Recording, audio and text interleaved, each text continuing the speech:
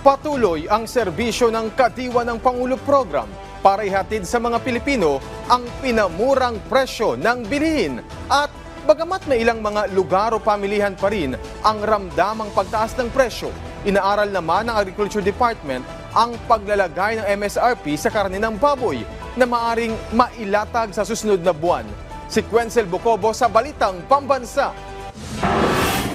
Kanya-kanyang diskarte ngayon ng ilan sa ating mga kababayan dahil sa pagtaas ng presyo ng kada kilo ng baboy sa mga pamilihan.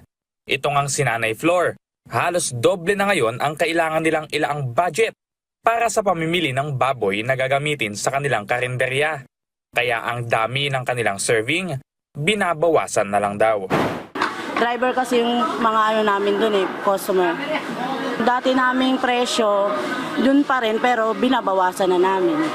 Ang mga presyo kasi ng karne ng baboy ngayon ay tumaas ng halos 10 hanggang 50 pesos kada kilo kung ikukumpara sa mga presyo nito noong holiday season.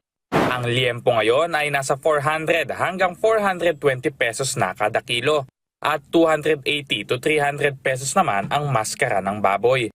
Katulad ng ginawa sa mga bigas, pinag-aaralan naman na ngayon ng Department of Agriculture ang paglalagay ng maximum suggested retail price. Inaasahang sa Marso ay mailalatag na ito.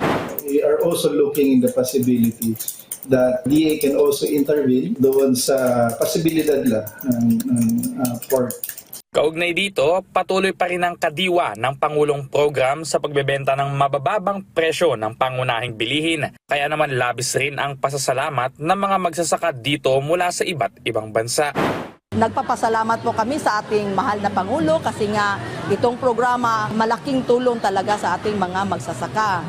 Tangkilikin natin ang mga produkto ng ating mga magsasaka. Kalimitang matatagpuan sa mga barangay hall at pampublikong palengke ang mga kadiwa stalls. Mula sa IBC 13, Quencel Bucobo para sa Balitang Pambansa.